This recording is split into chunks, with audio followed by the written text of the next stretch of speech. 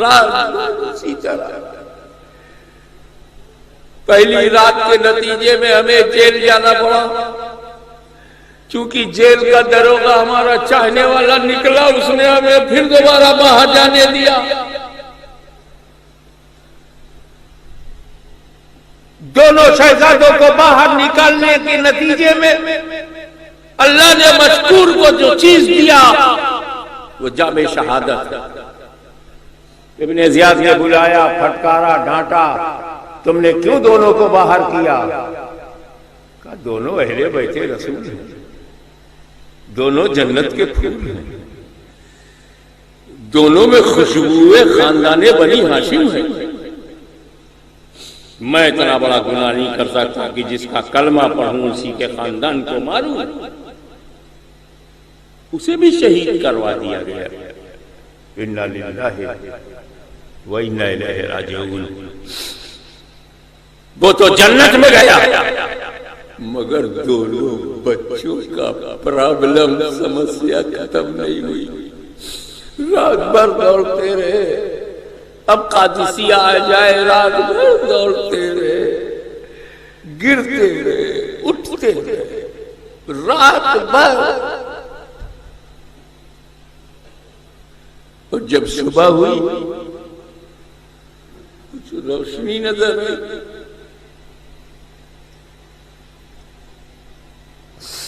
نہر دکھائی پڑی، بڑا اطمینان ہوا کہ ہم کسی نئی جگہ پہ پہنچے ہیں۔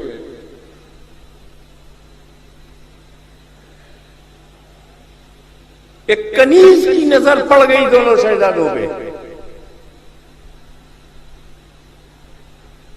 بڑے پیار سے اس نے بات کیا۔ یہ دونوں شہزادے تو کسی پہ بھروسہ نہیں کر سکتے، ایسا صفہ بدل گیا تھا، بھروسہ کروں تو کس پر کروں، وشواس کروں تو کس پر کروں۔ لیکن کنیز کی بات میں اتنی سچائی، اتنی محبت اور عقیدت، اور یہ بھی اس نے کہا کہ جو میری ملکہ ہے، مالکہ گھر کی، وہ بھی آپ کے خاندان کی عاشق ہے۔ صلاحیہ کی عورتوں، اپنی قسمت میں ناز کرو، اہل بیت کی جو محبت تمہارے سینوں میں ہے، دلوں میں ہے، وہ کوفیوں کی بے وفائی کی بھیڑ میں بھی ایسی کنیزیں بھی ہیں، ایسی عورتیں بھی ہیں جو اہل بیت پر قربان ہوتی رہی۔ وہ لے کر کے اپنی مالکہ کے پاس آئی، پوچھا آپ کون ہیں؟ سچے جھوٹ نہیں بولتے، جان بچانے کے لیے بھی جھوٹ نہیں بولتے۔ بولے میں مسلم بن عقیل کا بیٹا ہوں، یہ میرا بھائی ہے۔ اس عورت نے فوراً گلے سے لگا لیا دونوں بچوں کو، تسلی دی، تشفی دیا، گھبراؤ نہیں۔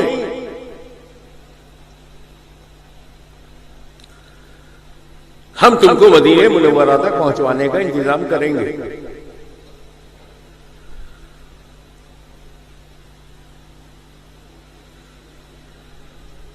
اس عورت کا جو شوہر تھا حارث، وہ صبح نکل جاتا تھا اور شام کو دیر رات آتا تھا۔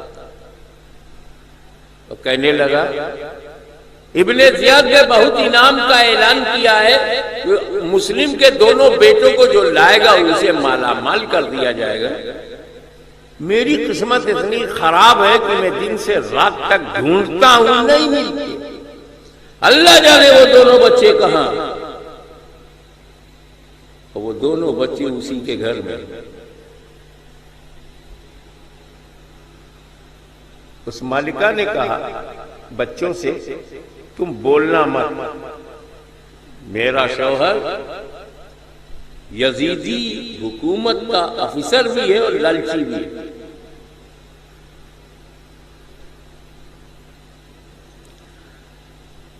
بچوں نے رات میں خواب دیکھا، باوا انتظار کر رہے ہیں، ایک نے دوسرے سے کہا اب ہمارا کوئی راستہ نہیں، ہمیں بابا کے پاس جانا۔ یہ آپس میں بات کر رہے تھے، رونے لگے چھوٹے چھوٹے بچے، دونوں چھوٹے چھوٹے، ایک بڑا ایک چھوٹا بھائی۔ جب رونے میں آواز آئی ہچکی تو حارث نے پوچھا اپنی بیوی سے یہ آواز کیسی آ رہی ہے؟ بیوی نے بہانہ کرنا چاہا تو حارث چلا گیا کمرے میں، دیکھا وہاں اہل بیت کے دونوں پھول ہیں، مسلم بن عقیل کے دونوں بیٹے ہیں، اس کی بانچیں کھل گئی، خوشی سے پاگل ہونے لگا کہ میرے کو انعام کرام ملے گا۔ دونوں کو پکڑا، تفصیل لمبی ہے بس میں مختصر بولتا ہوں، دونوں کو پکڑا، پکڑ کر کے کھلے میدان میں لے گیا اور وہاں دونوں بچوں سے کہا ہم تم دونوں کو قتل کریں گے۔ آج ہمارے بچوں کو کوئی کھیت میں اکیلا کھڑا کر کے کہ ہم تمہیں قتل کریں گے، بتاؤ بچے پہ کیا گزرے گی؟ تیرا بیٹا ہو، تیرا بھتیجا ہو، تیرا پوتا ہو، اور قاتل قتل سے پہلے بولے میں تیرے کو قتل کروں گا، تو چھوٹے چھوٹے بچوں کے دل۔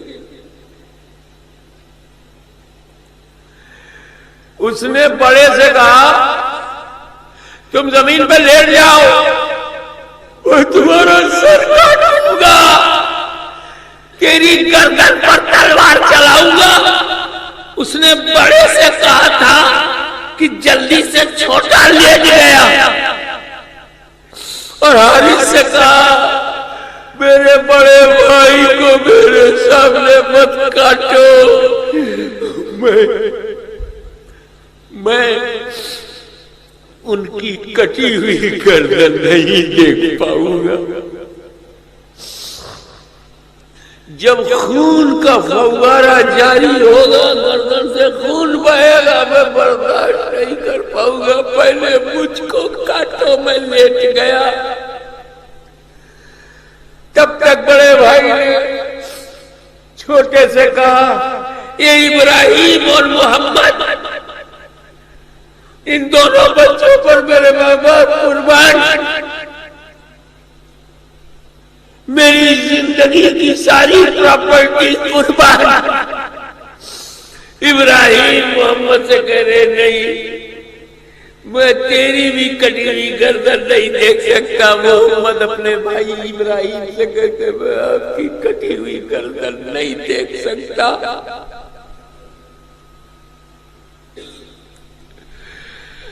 حارث پریشان کی پہلے کس کی گردن کاٹوں؟ اس نے جب زبردستی کرنا چاہا کسی ایک کی گردن کاٹ دوں تو دونوں بھائی آپس میں لپٹ گئے، دونوں بھائی آپس میں لپٹ گئے، یہ سوچ کر کس کی گردن دونوں کی گردنوں کو ایک ساتھ کاٹے، کوئی کسی کی کٹی ہوئی گردن نہ دیکھے۔ حارث ہم دونوں بھائیوں نے گردن سے گردن ملا لیا ہے، تو ایک ہی جھٹکے میں ہم دونوں کو شہید کر سکتا ہے۔ حارث نے جب شیروں کے بیٹوں کی یہ جرأت دیکھی، جب ان کا یہ بلیدان دیکھا، آپس میں بھائی بھائی کی محبت دیکھی، سبق لو نوجوانوں، سبق لو کہ جینے کے لیے بھائی بھائی الگ ہو جاتے ہیں، یہاں تو مرنے کے لیے دونوں بھائی ایک ہو رہے ہیں۔ لو میری گردن ایک ساتھ کاٹو تاکہ ابراہیم محمد کی کٹی گردن نہ دیکھے، محمد ابراہیم کی کٹی ہوئی گردن کو نہ دیکھے، اس ظالم نے ایک ایسا وار کیا دونوں گردنیں زمین پر گر پڑی۔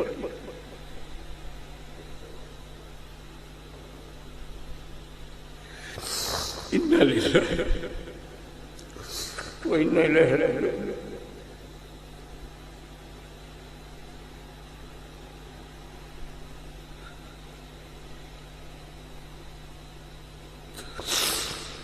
میں بہت کوشش کر رہا ہوں کہ درد کو پی کر کے کچھ بول سکوں،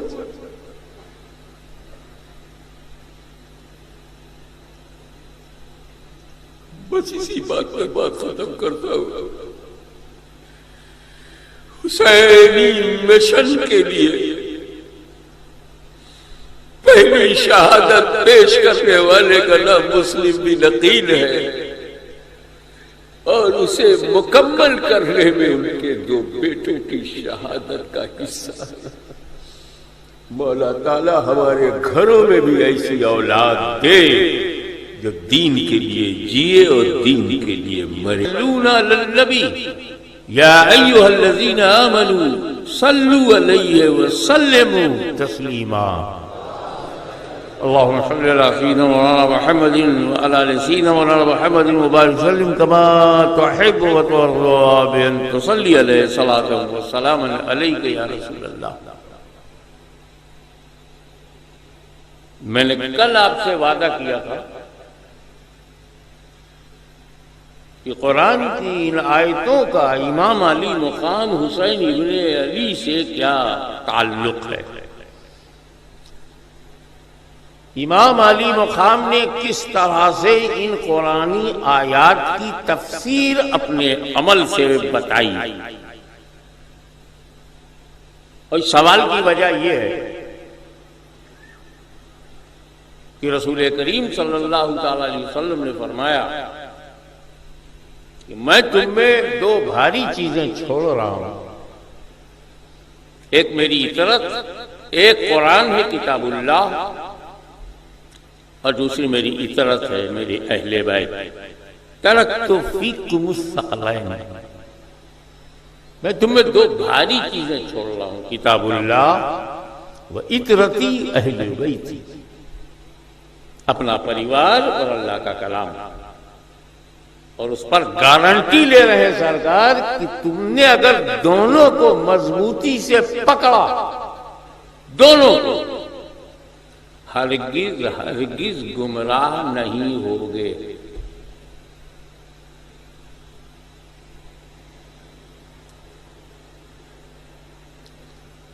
اب اگر دنیا میں کہیں کوئی گمراہ مل جائے،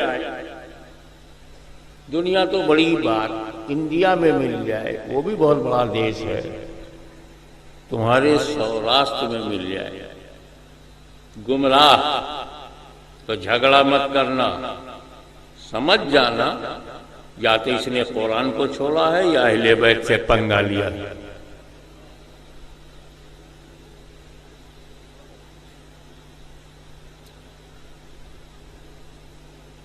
یہ کنیکشن کیا ہے؟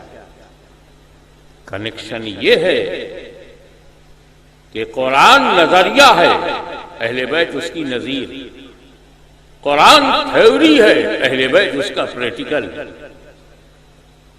قرآن کلام ہے، اہل بیت اس کی تفسیر، قرآن کتاب ہے، اہل بیت اس کے مؤلف۔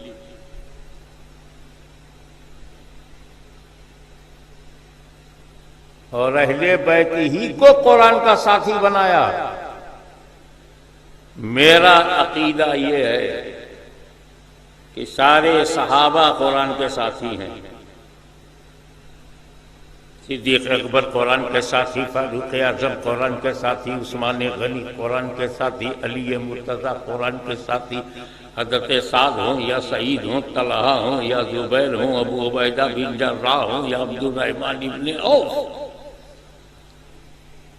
عشرہ مبشرہ ہوں یا مہاجرین ہوں یا مدینے کے انصار، سب قرآن کے ساتھی۔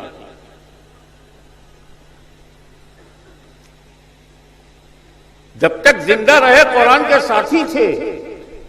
جمع کیا قرآن کو عثمان غنی نے، ان سے بڑا ساتھی کون ہوگا؟ قرآن کو بچایا کئی صحابہ کرام نے مل کر، ان سے بڑا ساتھی کون ہوگا؟ قرآن کتاب کی صورت میں تھا ہی نہیں نبی کے زمانے میں، کتابی شکل میں تھا ہی نہیں صدیق اکبر کے زمانے میں. کتابی شکل دینا یہ رسول کے بعد ہوا ہے.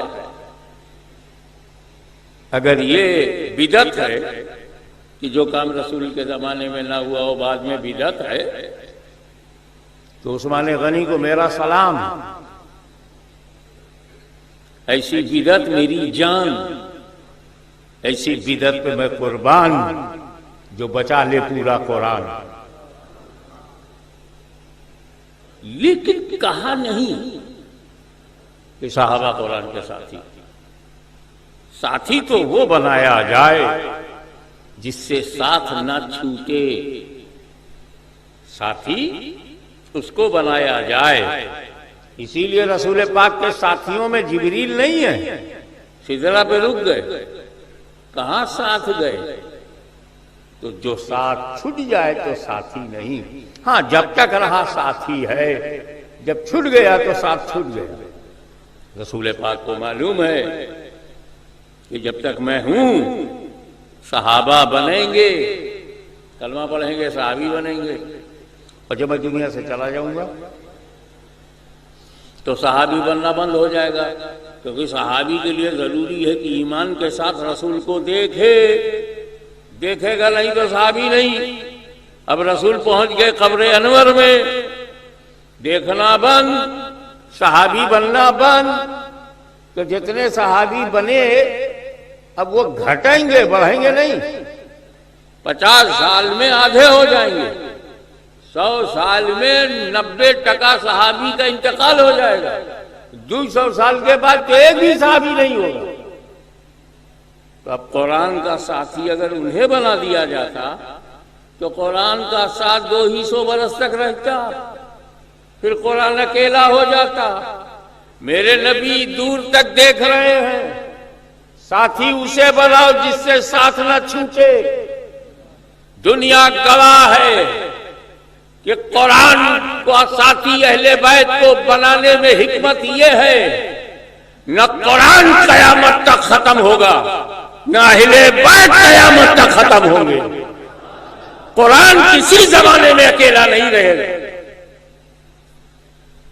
اس تعلق کی وجہ سے میں کہہ رہا تھا کہ ساری آیتوں پر حسین نے کس طرح عمل کیا ہے اس پر ایک نظر.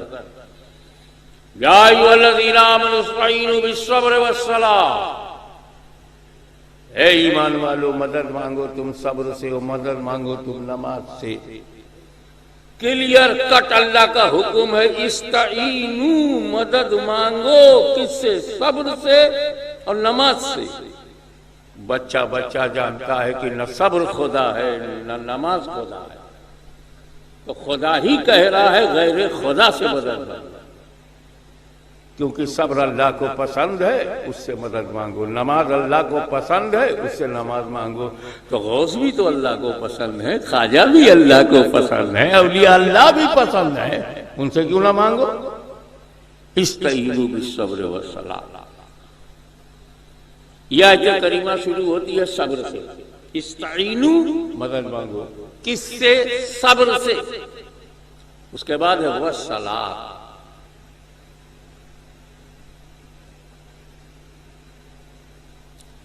دھیان دیجئے، خدا نے 2 سے مدد منگوایا، صبر سے اور نماز سے. لیکن جب ساتھ رہنے کی بات آئی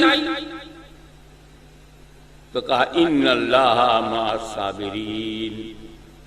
وہ نماز کدھر گئی؟ استعینوا بالصبر والصلاۃ، مدد مانگو صبر سے اور نماز سے. اور جب ساتھ رہنے کی بات آئی تو ان اللہ مع الصابرین، اللہ صبر والوں کے ساتھ ہے، نماز والوں کے ساتھ کیوں نہیں؟ نماز سے بڑی کوئی عبادت نہیں. ابے وہ بھی کوئی مسلمان ہے جو نماز نہ پڑھے؟ کھانا کھانا نہیں بھولتے، ناشتہ نہیں بھولتے، رات کا کھانا نہیں بھولتے، چائے پانی نہیں بھولتے. وہ تمہارے بدن کی بھوک ہے اس لیے نہیں بھولتے. ہمیں نماز تیری روح کی بھوک ہے. بدن کو سنوارنے والوں اپنی روح کو کمزور بناؤ گے. روح کی غذا ہے نماز. جو بندہ نماز پڑھتا ہے رب کے آگے جھکتا ہے، پھر کہیں جھکنے کی ضرورت نہیں. جو بندہ نماز پڑھتا ہے اللہ کے سامنے آتم سمرپن کر دیتا ہے، ٹوٹلی اللہ کا ہو جاتا ہے، پھر دنیا اس کا کچھ نہیں بگڑ سکتی. نماز بہت بڑی عبادت ہے اور مجھے خوشی ہے کہ سلایاب میں نماز پڑھنے کا جذبہ شروع ہوا ہے. آج ہماری مسجدیں آباد ہو رہی ہیں. بیٹا اللہ کا گھر آباد کر، تیرا گھر اللہ آباد کرے.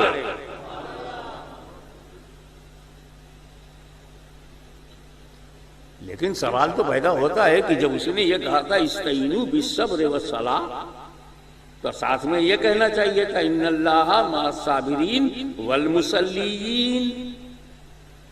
اللہ صبر کرنے والوں اور نماز پڑھنے والوں کے ساتھ ہے.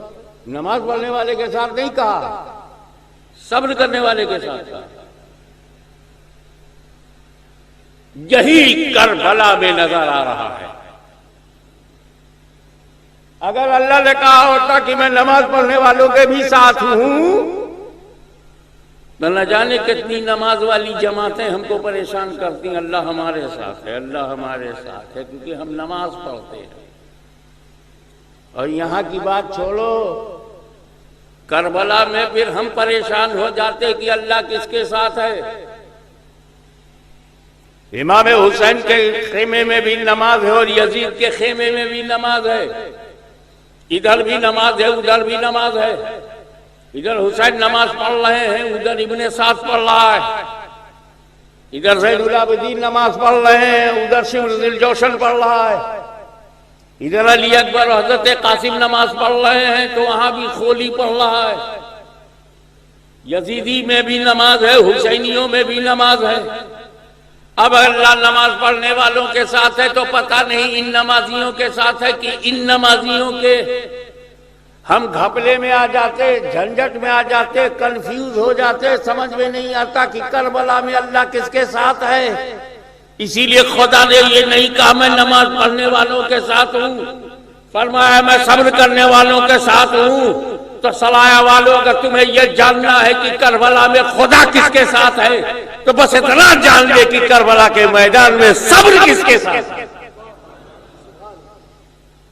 صابر حسین، صابر قاسم، صابر علی اکبر، صابر عباس علم بردار، صابر زین العابدین، ظالم یزید، ظالم ابن سعد، ظالم ابن زیاد، ظالم شمس جوشن، تو وہ صابروں کے ساتھ ہے، ظالموں کے ساتھ ہے. ان اللہ مع الصابرین سے ایک فائدہ یہ بھی ملتا ہے، صابرین ہر صابر کے ساتھ ہے. ان اللہ مع الصابر نہیں ہے، ان اللہ مع الصابرین تمام صابروں کے ساتھ ہے. چاہے کربلا کا صابر ہو اللہ اس کے ساتھ ہے، چاہے کلیر کا صابر ہو خدا اس کے ساتھ ہے.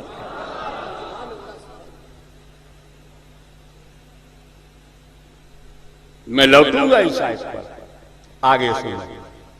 وَلَا تَقُولُوا لِمَنْ يُقْتَلُ فِي سَبِيلِ اللَّهِ أَمْوَاتٌ. لا تقولوا، بولو مت، کہو مت. لا تقولوا، بولنا نہیں. لمن یقتل، جو قتل کر دیے گئے ہیں، ان کی ہتیا کر دی گئی ہے، فی سبیل اللہ، اللہ کے راستے میں، اللہ کی راہ میں جو قتل کر دیے گئے. بولو مت، کیا نہ بولو؟ اموات، مردہ مت بولنا. شہید کو کسی نے غلطی سے مردہ کہا تو غلطی سے اس نے قرآن کا انکار کر دیا، کیونکہ لا تقولو حکم ہے.